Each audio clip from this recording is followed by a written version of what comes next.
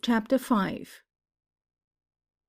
In the days that intervened before the dance, Cora showed an ebullient enthusiasm. The approaching festivity controlled everything in one way or another. If one of the children annoyed her in any fashion, she would threaten sharply, "If you don't behave, I'll leave you home when we go to the dance." That proved instantly efficacious, and each child stepped at command with a blithe obedience unknown in the household before, or at least since Letty's arrival. Cora had Beverly drive her the 25 miles to town, where she bought material to make herself a new dress for the occasion, a cheap stuff, but of a lovely gold-brown tone that brought out the lights in her eyes, the live, silken sheen of her hair. She was as gay as a girl looking forward to her first dance, and Letty, looking on and thinking it all over, was touched to sympathy. She was a woman who so loved social gaiety, and life gave her so little. She, whose beauty and vivacity would attract attention in any assembly, spent her days cooped up in a shack in a remote ranch. Cora looked over Letty's wardrobe with pursed lips and appraising eyes. From the rather scant assortment she picked out a little last summer's frock of pale blue China silk, with a frill of soft white lace at the throat and short sleeves. "Wear that," she ordered. "I'd rather not take off black just yet," said Letty, though she shook at her audacity in opposing Cora. "Shucks and fodder! You don't want to go on looking like a crow. Don't you know that if you don't dress fine you can't catch a beau?" Letty cringed. "I don't know that I'm wanting to do that." "High time you were, then. Most of the girls round here are married by your age. You don't want to be an old maid, do you?" Letty couldn't truthfully assert that she did, and so the discussion ended by her consenting to wear the blue dress. On the whole, it was easier to give in than to argue. Cora tried to spur Beverly to more enthusiasm in anticipation of the event. "Old slow poke," she called him. "Needs a little touch of high life to make him go." One day, after he had left the house, Cora said to Letty, "That white man don't honestly care whether he goes to that dance or not. But then he never does know what's good for him. I always have to make up my mind for him." "Do you?" "Yeah. He'd have been dead of the doldrums as well as of the lungwoe by this time, if it hadn't been for me." Letty looked up with unfeigned interest. "What did you do?" Cora wrung out her dishcloth and spoke succinctly. "I married him." Letty laughed. "But you didn't make up his mind about that, did you?" she asked, for the moment forgetting the confidence Lige had given her on their drive from Sweetwater regarding the manner of Bev's wooing as he imagined it. Cora put her hands to her hips and surveyed her questioner. "Sure as shootin'. He was gettin' worse instead of better of his consumption. He was bakin', so he wasn't gettin' the sort of food he ought to have. He was blue and sick and discouraged. He looked like a motherless calf. He was going to give up and go back to Virginia to die. And he would have, too." "Poor thing!" cried Letty with quick sympathy. She could just see him. And he hadn't written her mother how bad he felt at all, but had sent her only cheerful letters. Cora went on. "I went to his ranch one day with my brother, and we had a talk while Bud was projecting round by hisself. Bev told me he was quittin'. I told him he wasn't. I'd been in love with him like a prairie fire ever since the first time I set eyes on him. He didn't know what he wanted, but I knew darn well what I wanted. I wanted Bev. So we was married." Letty made an inarticulate sound in her throat. Her mind flashed back to Miss Rose Douglas, who had never known how her heartbreak had come about. Would it comfort her to know? Cora continued, pride swelling her voice. I nursed him and saw that he got the right grub, and my oldest brother helped him get a start with his herd. And look at him now, cured of his consumption, got this ranch homesteaded and clear, and a good herd started." Her tone softened as she lived back through those struggles. "That's better than coffin space in one of your old Virginia graveyards, huh?" "Yes, indeed, I should say so," ejaculated her listener. As Letty thought over the matter, unwilling admiration for Cora seized her. Those capable hands had nursed Bev back to health, had fed him, had slaved for him. That magnificent body had borne him 4 fine children. That driving energy and optimism had rescued him from hopelessness and compelled him back to health and a measure of success. And there was no question of her love for him. Cora loved her man with a fierce, protecting devotion that had something elemental in it, something divine. She might love to laugh and joke with her visitors, but no one who knew her could doubt for an instant that her whole heart was Bev's. She was passionately, exultingly in love with him. She went on. "I guess there's not many women as crazy over their husbands as I am over Bev." She was talking more to herself than to Letty. "I've heard women say they love their children more than their men. Well, all I got to say is, if I had to choose between losing Bev and giving up all them 4 young uns, I'd chuck the 4 quicker'n a cat can wink its eye." She gazed out of the window, a far look in her eyes. "Bev's the whole world to me. I love him like a cyclone. And I love him, too, the way the prairie feels when it's still and calm at night, when the wind don't blow, and the spring flowers are in bloom, and the stars shine soft." Her voice became husky, and she passed a hand across her eyes. "There ain't any way of loving that I don't love Bev." Letty's heart twisted sharply with envy. Would life ever grant to her a love like that? Beside that burning reality, her shy maiden dreams of romance seemed pallid, remote, unsubstantial. What was love? She asked herself. Something more than the fantasy she had imagined it, more than an ardent vow, a kiss in the moonlight, more than a shimmer of white satin and orange blossoms, an array of bridal presents.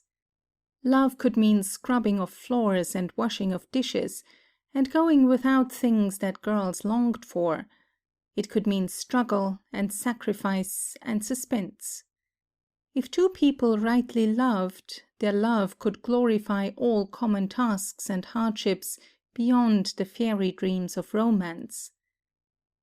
But then, her knight would lift her above the need for toil and hardship, and life would somehow, somewhere, be ideal. She must wait. The day of the dance came at last, clear and cold.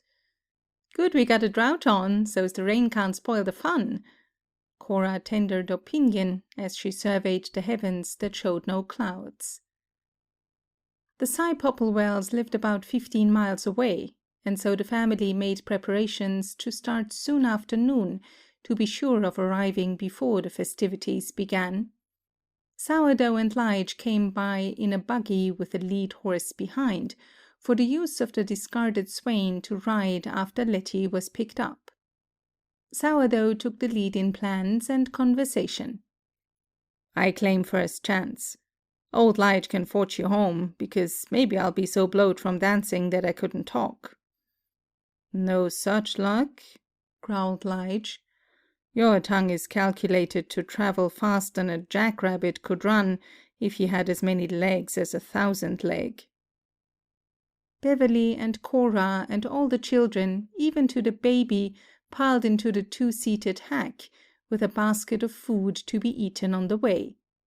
They were bundled up like Eskimo to keep out the cold, but their cheeks were red and their eyes bright. Even the baby seemed infected with the general enthusiasm, for she leaped and crowed with pleasure at being taken out for a drive. and on Bev's sober face was a companionable smile. For a mile or so, Lige rode along by the buggy that held Letty and his partner, and then with a wave of his hat, he spurred his horse and caught up with Beverly. Evidently, he would not encroach on his partner's right of escort, since the division had been made according to agreement. He would play fair. They reached the Popplewell Ranch before dark and found a number of vehicles standing in the road, the horses having been unhitched and turned into the corral. As a cowboy's dance lasted most of the night, there was no need to keep the animals hitched. Letty was curious to see the half-dugout and the upstairs house, whose novelty of architecture had tickled her imagination when she had heard of them. She perceived that the half-dugout, as its name implied, was a domicile the upper part only of which was wood, the lower being an excavation like a cellar. "A regular dugout would be too dark," Sourdough explained to her. "You got to have some wall above if you're going to have any window light.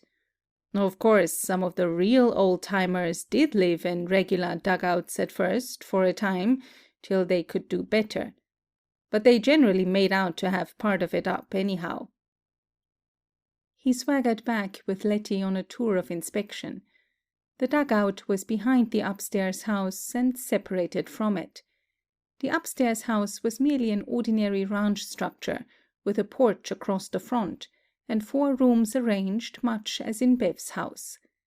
The dugout, he told her, was used as a kitchen and dining room now, and the other for living and sleeping quarters.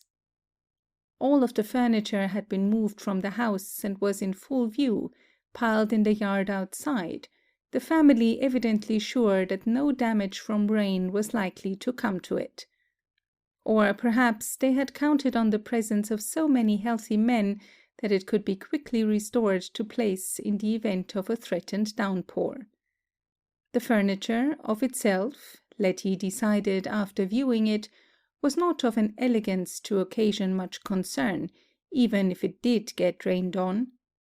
Though, as the value of any article increases with the distance from the possibility of replacing it, the Popplewells might have conceivably suffered much inconvenience in getting a new outfit. The Popplewells were cordial hosts. Old Man Cy, as the younger folks called him, was a short, stubby person with a grizzly goatee, which he plucked at nervously. Perhaps he would have felt more at home at a round-up or branding than at a dance, but he was determined to neglect none of his duties. His wife was a tall, thin woman, who looked as if she might have borne most of the responsibilities as well as the children for the family.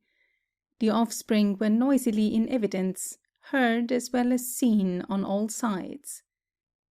Letty tried to count them. There were the twins, the oldest girls, Maud and Gertie, high-bosomed, high-colored girls much alike, their black hair done up in knots at the nape of the neck and banged across the forehead, their black eyes flashing with gaiety. They wore dresses of red cheesecloth, made with ruffles whose exuberance would have attracted attention anywhere. Letty had never seen so many ruffles, nor such full ones. The Popplewell girls would have been upborne like balloons had a high gale caught them. Sourdough pointed out the frying-size girls to her, not so resplendent of costume, because they were not yet out on the carpet, that is of an age and inclination to marry, but equally exhilarated in their greetings to the arriving guests, and in their enjoyment of the occasion. Perhaps they would like to shove their elder sisters into quick matrimony, to leave the carpet and the upstairs house with its elegance in their undisputed possession. Then there were several boys, whose relative ages were hard to appraise, since they seemed simultaneous. "Where do you come in?" Letty asked one of the boys, who seemed a trifle smaller than the others. "Him? Oh, he's the runty pig of the lot," explained the father. He laid his hand on the bobbing head of a bashful little girl of about 4. And here's the mean un. But his look and tone of affection removed the sting from the adjective. He guffawed as she scooted toward the rear in her embarrassment at having attention called to her. Letty scanned the crowd. It appeared that every family had brought all the children, even to the babies in arms. And indeed, who would have been left at home to mind them? Surely the tired mothers needed the change and recreation more than anybody else. But the babies presented a slight problem, for they were put to sleep on the floor of the half-dugout before the dance actually began. The older children mulled around, as Lige expressed it, in the party, enjoying it as much as their elders did. They could hardly have endured the grief of banishment, but no one contemplated such cruel and unnecessary punishment. Small boys stalked around in brand-new boots, in swaggering imitation of the cowboys. Letty's eyes were bright with interest as she observed the guests. The girls and women were dressed in all sorts of garbs, some as handsome as would have been worn at a dance in Virginia, while others showed less adherence to current styles. It was clear that the lack of suitable apparel had kept no female at home.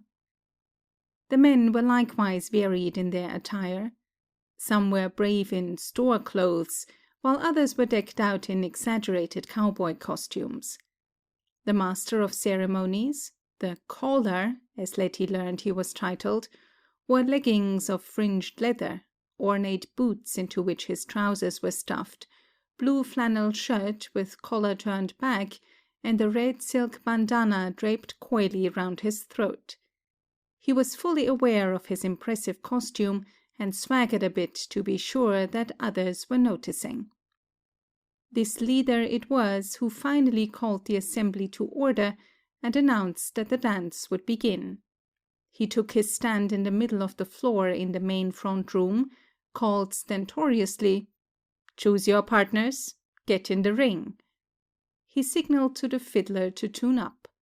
That important figure was a wizened little man who might have been 75 years old, whose face was brown and gnarled as a walnut, and whose twinkling blue eyes needed no glasses to aid their vision. He waved his fiddle in gay salute to the crowd. "What is that he's got on his fiddle?" Letty asked her escort. "Snake rattles," he informed her. "What in the world for?" "To keep dampness from the fiddle. Folk say a rattler never lets his rattles get wet, no matter if he swims a river. He holds his rattles out of the water. So it's considered a good thing to keep the damp out of fiddle strings." She looked about fearfully. "Are there many rattlesnakes around here?" "Worlds of 'em. But they're in winter quarters now, in old prairie dog holes and such like." She shivered. "Then I'll never take a walk." He chuckled. "Folks don't walk here. Too far from anywheres to anywheres. But you'll learn to ride horseback when spring comes on. I'll teach you how to shoot rattlers. It's fun." "Everybody's telling me to learn how to shoot." She shook her head vehemently. "I don't want to learn." The fiddler had warmed up to his task now, and the tune made the guests' feet dance expectantly as the caller gave directions. "We'll do-si-do now. Gentlemen to the center, ladies hands all, sashay to your partners, do-si-do. Put on airs, go upstairs, gentlemen advance, all promenade slow." As the dancers moved through the figures of the old-fashioned square dance, Letty felt a lightness of heart she had not known since she had left Virginia. There was a carefree gaiety about the assembly, a neighborly joviality that softened the crudities of the costumes, that made the bare room attractive because of the hospitality that had brought them all there. Everybody was having a good time. As she went lightly through the movements of the dance, obeying the directions of the fantastic caller, Letty's mind could busy itself with thoughts remote from the scene, even while her interested eyes saw everything about her, and her ears caught every rhythm of the fiddler's tunes. Would it happen, by any chance, that her train acquaintance would come to the dance? It wasn't likely, since he lived in Fort Worth, and must have gone back long ago. But maybe he was in this section on business. Oh, by a mere remote chance! So every time the door opened to admit a late arrival, she would look up quickly to see if it were Mr. Wirt Roddy. Each time, when the newcomer proved to be someone else, she felt a slight disappointment, a grievance not to be analyzed. It would have been interesting to see him again, she carefully explained to her mind. And perhaps he'd be good fun at a dance. She had guessed that beneath his look of rather bored indifference he had a strong capacity for enjoyment, if a thing appealed to his tastes. Yes, the dance would be gayer if he were there. But he wasn't there.